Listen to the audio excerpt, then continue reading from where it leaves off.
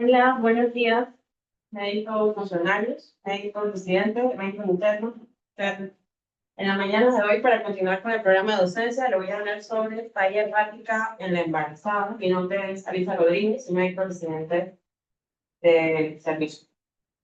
Como objetivo, definir falla hepática, clasificarla de acuerdo a las causas, ya sean etiología obstétrica o no obstétrica, estructurar una evaluación inicial, saber cuáles son los laboratorios claves y establecer cuáles son las indicaciones de interrupción del embarazo y caso tal de que la paciente necesita algún trasplante.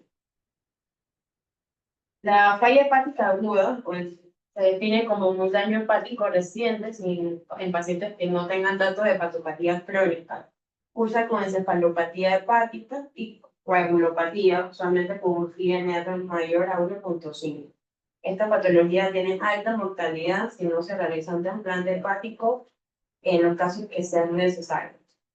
El desarrollo de la encefalopatía hepática usualmente está caracterizado por déficit cognitivo que van desde deficiencias en la atención, el tiempo de reacción, desorientación, comportamientos inadecuados, somnolencia, confusión y deterioro en la función neuromuscular como bradicinesia, asterixis, disartria, atraxia y nistagmus. En cuanto a las definiciones, no hay una definición universal para lo que vendría siendo la falla hepática aguda. Sin embargo, la que más se conoce o la que más se maneja es la de una enfermedad que dura menos de 26 semanas, o un paciente que tenga que no tenga enfermedad hepática persistentes o cirrosis, con cualquier grado de encefalopatía hepática, como vemos en el cuadro, y coagulopatía, usualmente con un INR mayor a 1.5. En la embarazada definimos cualquier descompensación hepática, como ya mencioné previamente, de cualquier etiología durante la gestación o el puerperio. Y estas pueden ser debido a causas obstétricas, enfermedades propias del embarazo, como vamos a ver más adelante, o enfermedades coincidentes. En cuanto a la fisiopatología, como siempre, hay que tener en cuenta los cambios fisiológicos en el embarazo, ya que durante la gestación el hígado se va a adaptar a una mayor carga metabólica y estos cambios modifican los valores del laboratorio y eso no implica enfermedad. Entonces, como ya sabemos, el volumen plasmático aumenta un 40-50% y eso provoca que haya dilución proteica. Asimismo, va a disminuir la albúmina, lo que lleva a que haya una hiperbilirubinemia indirecta leve. La sulfatasa alcalina tiende a aumentar, pero siempre es de origen placentario. Las transaminasas usualmente se mantienen normales o pueden ser bajas. Los tiempos de población y el INR no sufren cambios y si hay alteración hay que investigarlo. Y el flujo portal y hepático aumenta, pero la paciente es más susceptible al costo. Y como conclusión, el hígado gestante tiene una menor reserva metabólica que es mayormente vulnerable a insultos hipóxicos o tóxicos, como vamos a ver más adelante. Entonces, teniendo en cuenta, como les mencioné, hay etiologías obstétricas y hay etiologías no obstétricas, que es la de la población general. Y hay que tener en cuenta dos principales, que son el hígado graso agudo del embarazo y el síndrome de Helen. También quise mencionar la colestasis intrahepática porque también tiene o causa lesión hepática aguda.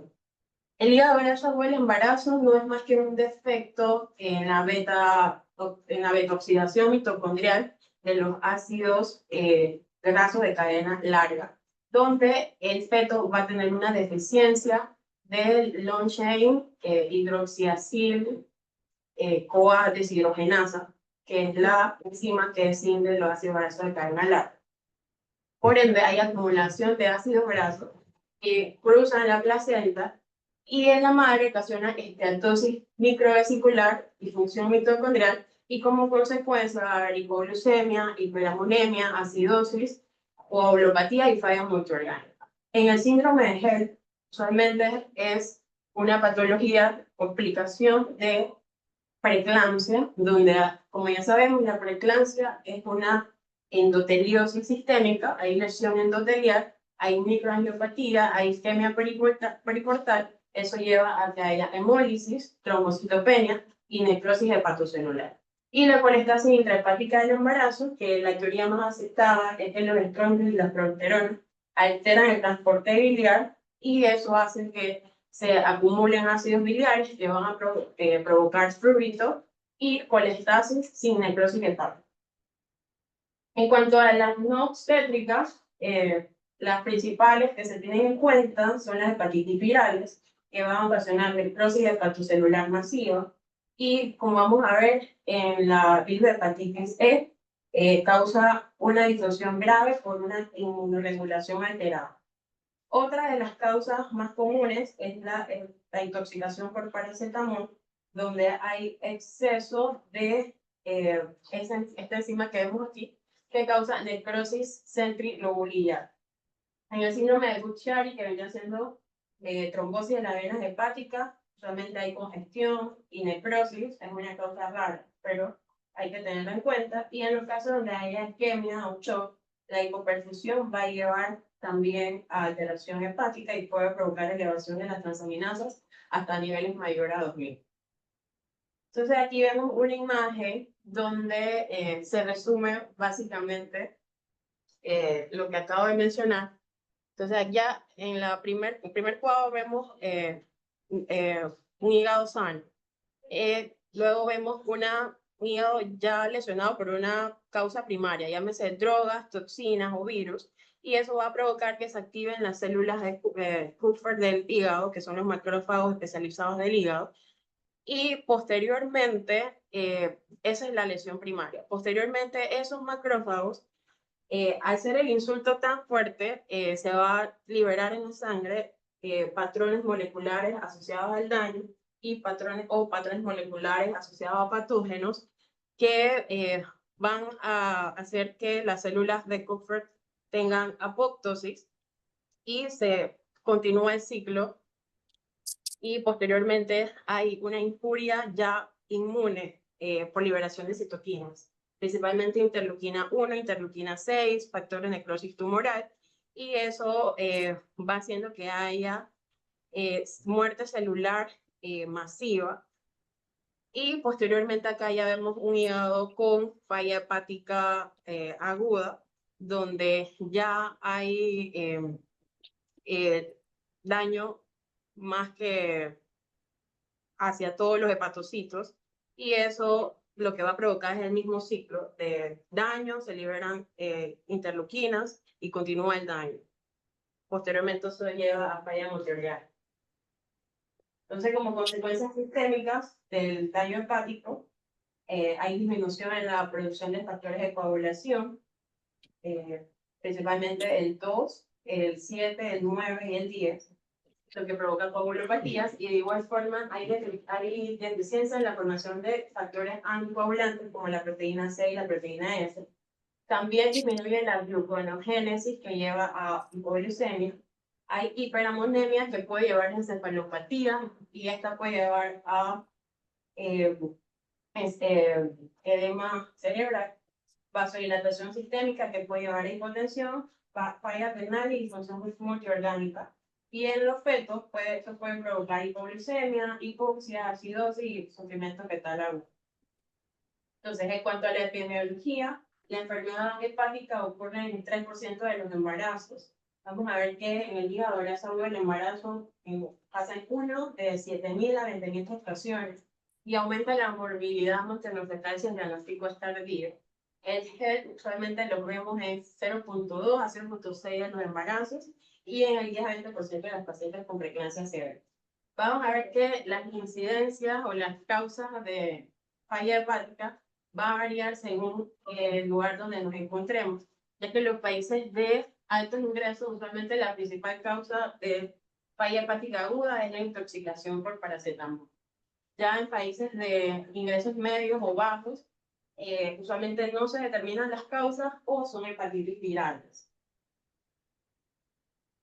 En 1993, O'Grady y otros propusieron uno de los sistemas que ha sido más aceptado para describir la evolución y el pronóstico de esta enfermedad, y esta clasificación se basa entre el tiempo en que aparece la ictericia y cuando se da la encefalopatía. Se subdivide en 3 grupos, como la hiperaguda, que es cuando la cefalopatía aparece menos de 7 días. Y usualmente esto se debe en los casos de intoxicación por paracetamol o virus de hepatitis A.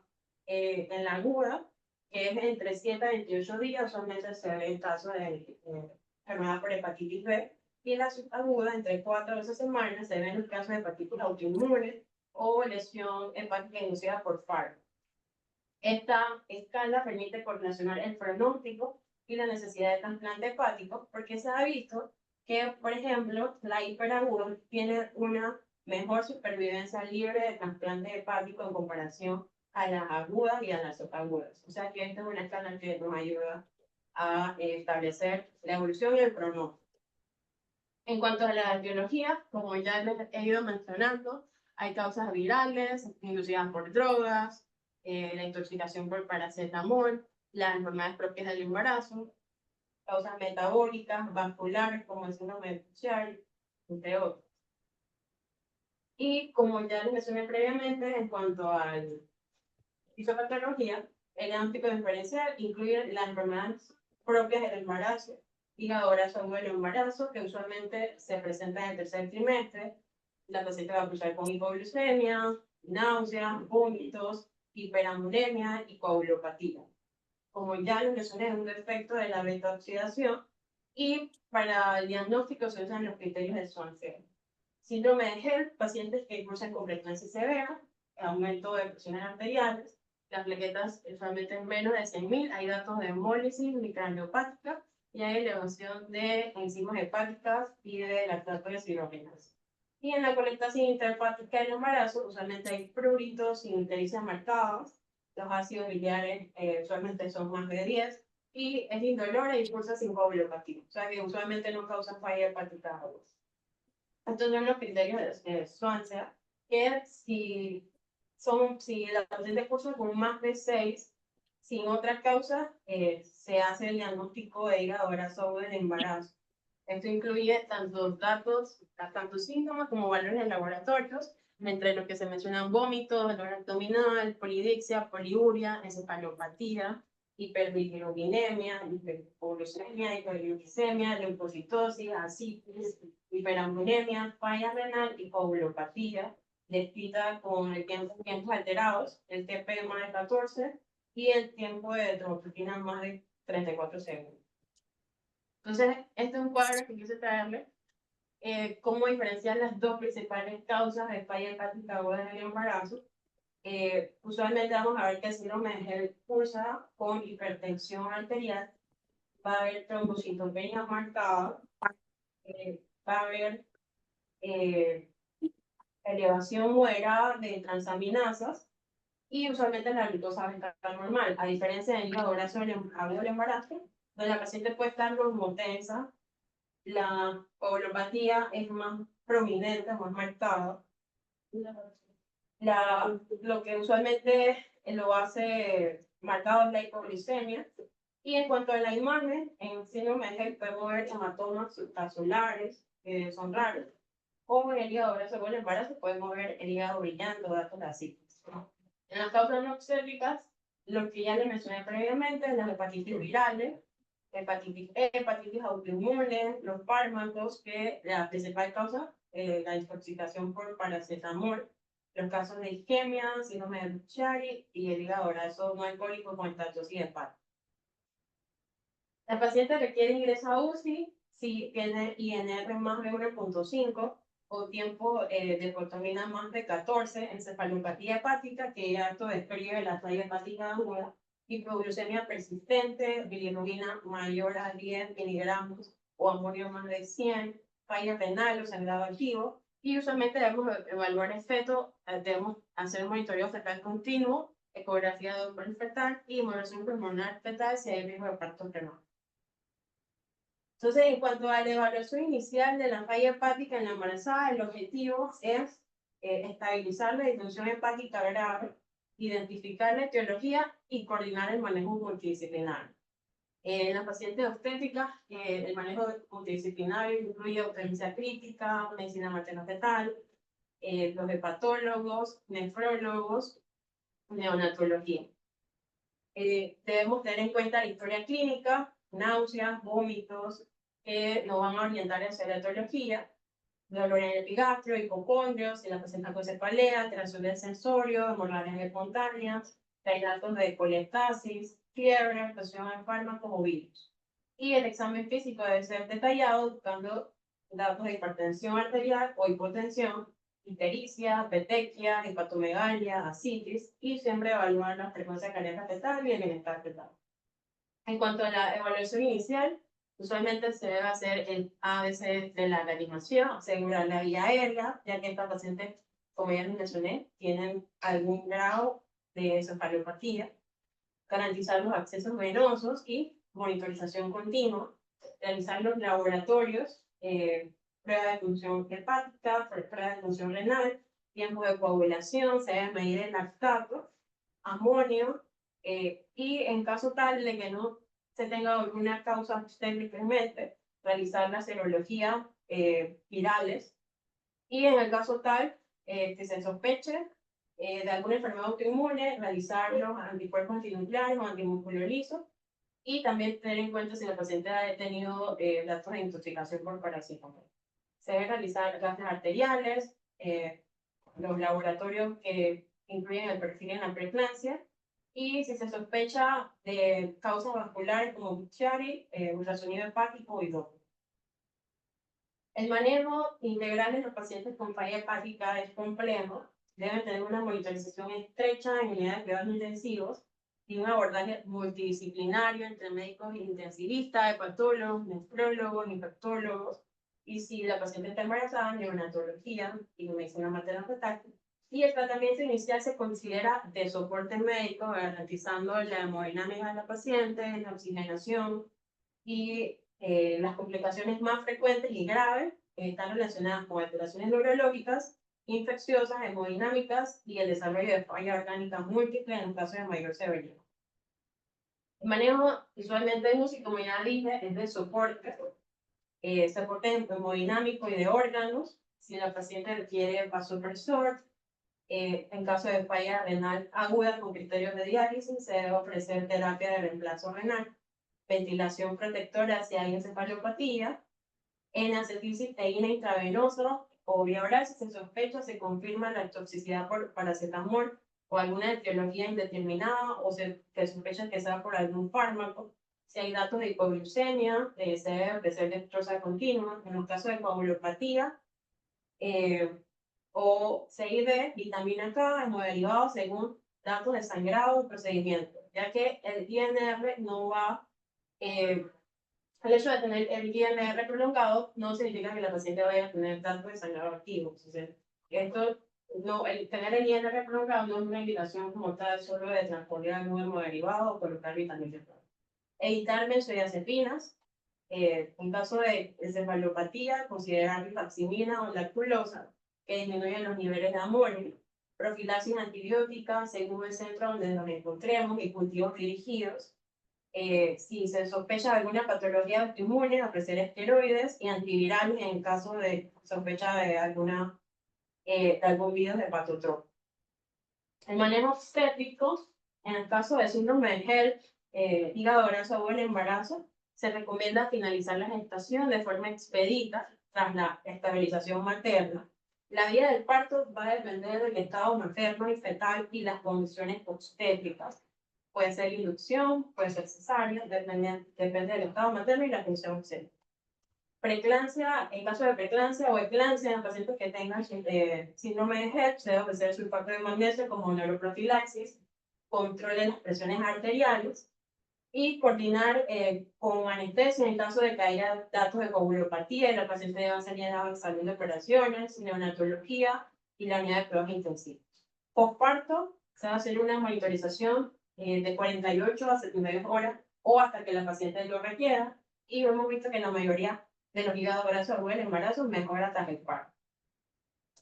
Entonces, en la actualidad hay varias escalas que hablan de criterios para el trasplante, y en Chile quise colocar la que más se utiliza, que son los criterios del King College.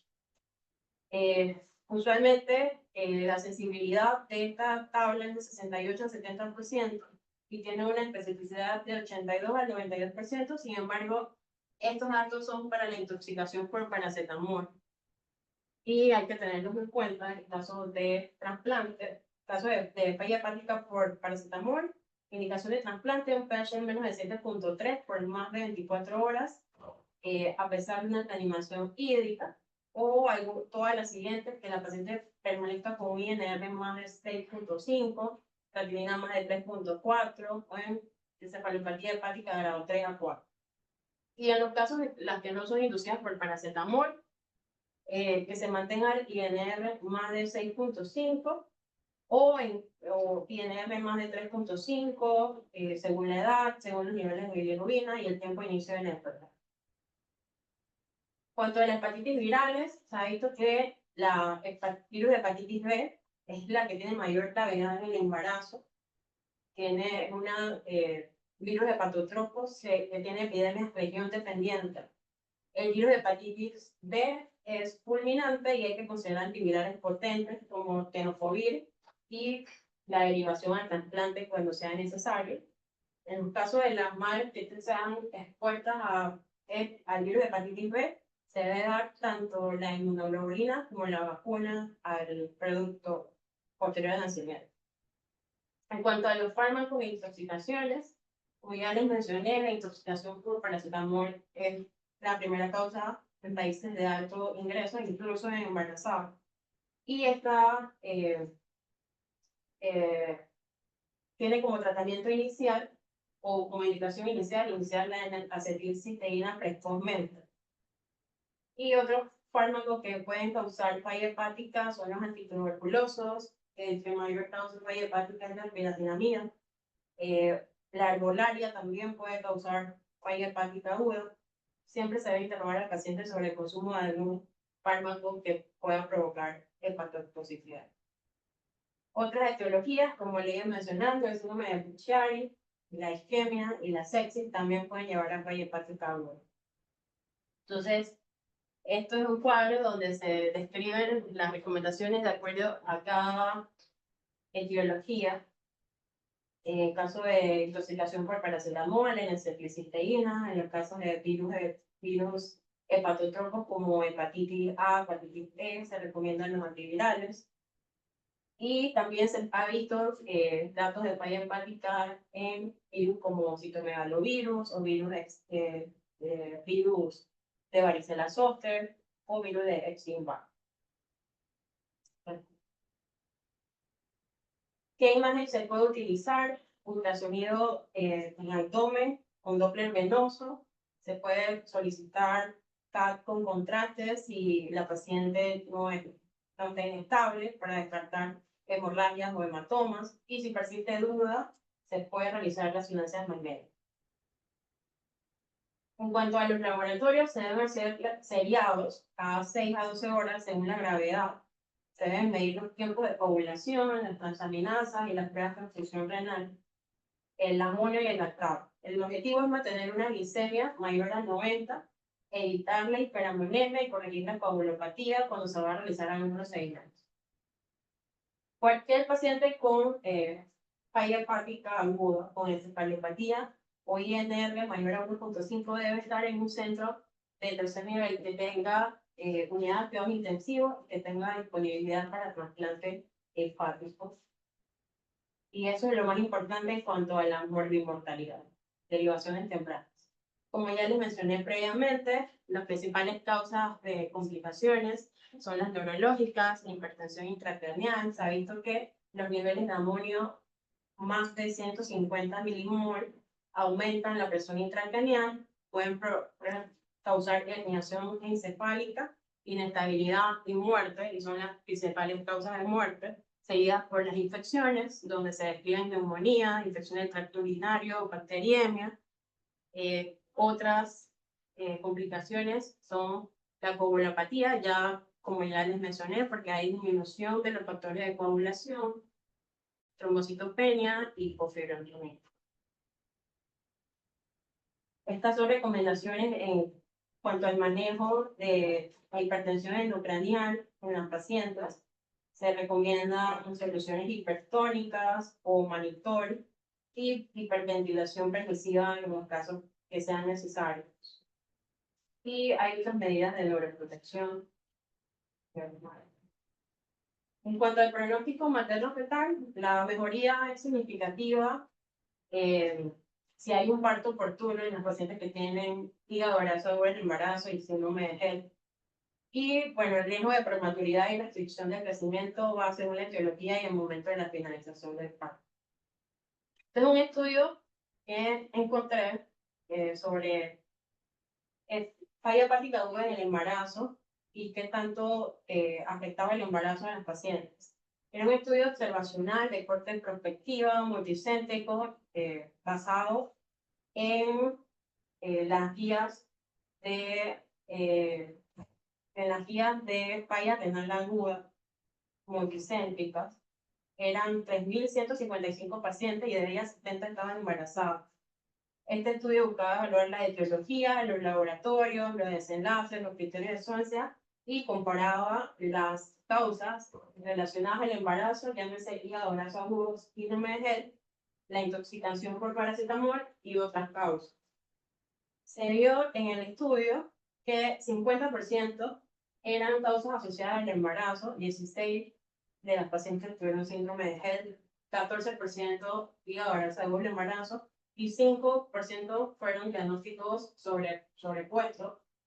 30% de los pacientes tuvieron intoxicación por paracetamol y otras causas 20%, donde se describen hepatitis virales, hepatitis autoinmunes, cáncer y asociadas a otros fármacos.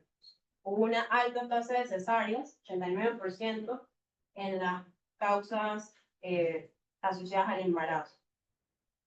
Se vio que la supervivencia materna total es fue de 82% y la tasa de supervivencia libre de trasplante fue 68.6%. Se trasplantaron al 15% de las pacientes y murieron 12%. Y la supervivencia fetal, en el caso de las causas obstétricas, 88%, en la intoxicación por paracetamol, 43%, y otras causas 33%. En los pacientes que murieron o requirieron trasplante, se vio que la mediana del tiempo desde la cesárea hasta el traslado de que tiene un centro de trasplante fue de 5 días. Y en las que requirieron trasplante a muerte, 10.5 días. O sea que el reconocimiento tardío en la gravedad puede contribuir a las muertes que potencialmente se pudieran evitar. O sea que si se hubieran trasladado temprano al centro, se pudieron haber evitado. Se vio que casi siempre hay un solapamiento clínico significativo entre enfermedad del hígado graso del embarazo y síndrome de HELP. Las aminotransferasas usualmente son mucho más altas en síndrome de HELP. Y se vio que los criterios de Swansea no distinguen el hígado graso agudo del embarazo de otras causas de falla hepática aguda, ya que hasta la intoxicación por paracetamol cumplía con los criterios de Swansea. Y como conclusión del estudio, la mitad de las pacientes con falla hepática aguda, lesión hepática aguda en el embarazo, no fue por causas obstétricas. Se vio que las causas obstétricas y la intoxicación por paracetamol tienen mejores desenlaces maternos que otras etiologías. Los desenlaces fetales dependen de la edad gestacional y el reconocimiento temprano y el traslado al pediatra del centro de trasplante fue crítico. Entonces, como algoritmo práctico, para ir terminando, cuando tenemos un paciente que sospechamos falla hepática aguda, se va a hacer el ABC de la reanimación, como siempre, tomar los laboratorios, enviar las interconsultas o realizar las consultas necesarias, identificar las etiologías, ya sea obstétrica versus no obstétricas. En los casos de que sean obstétricas, finalizar el embarazo tras la estabilización. En los casos de que sea intoxicación por paracetamol o una causa que no podemos determinar, se debe iniciar en acetilcisteína y vigilar siempre los criterios de KIMS para trasplante o trasladar a la paciente a un centro de trasplante en el momento oportuno. En los casos que se requiera llevar al paciente a anestesia, a quirófano, Hay que tener en cuenta la coagulopatía y para ello nos podemos guiar con pruebas de viscoelasticidad si están disponibles. Se pueden hacer y se debe tener en cuenta umbrales transfusionales individualizados. Se debe evitar la hipotensión, considerar la anestesia general si las plaquetas realmente son menores a 70.000 o si la coagulopatía es muy significativa. Y en el caso de que haya que finalizar el embarazo, preparar hemoderivados, enterotónicos y vigilancia en caso de hemorragia por parto. Usualmente la recuperación espontánea y la sobrevida libre de trasplante en el caso de toxicidad por paracetamol alcanza el 70%, mientras que en la infección por virus de la hepatitis A es 56% y en las complicaciones relacionadas con el embarazo registran un 83%, o sea que tienen buen pronóstico, en contraste con otras patologías. En cuanto al posparto y seguimiento, el hígado graso o el embarazo realmente tiene resolución en días a semanas y hay que descartar trastorno de beta-oxidación en los neonatos. Se debe evaluar siempre la función hepática y la renal y perfil de coagulación y tener en cuenta consejería reproductiva con los pacientes. Entonces, como conclusión, la falla hepática durante el embarazo representa uno de los escenarios más desafiantes en la obstetricia. Su detección oportuna es vital y por ello la evaluación debe ser inmediata y sistémica. El hígado graso del embarazo y el síndrome de Gel constituyen las causas obstétricas más graves y requieren un alto índice de sospecha. Y el manejo siempre es multidisciplinario, centrado en el soporte materno, en la prevención de las complicaciones y finalización del embarazo cuando está indicado. Con una intervención temprana y coordinada, el pronóstico materno-fetal mejora de manera significativa. Y finalmente, el posparto debe incluir vigilancia estrecha y soporte de la base. Gracias.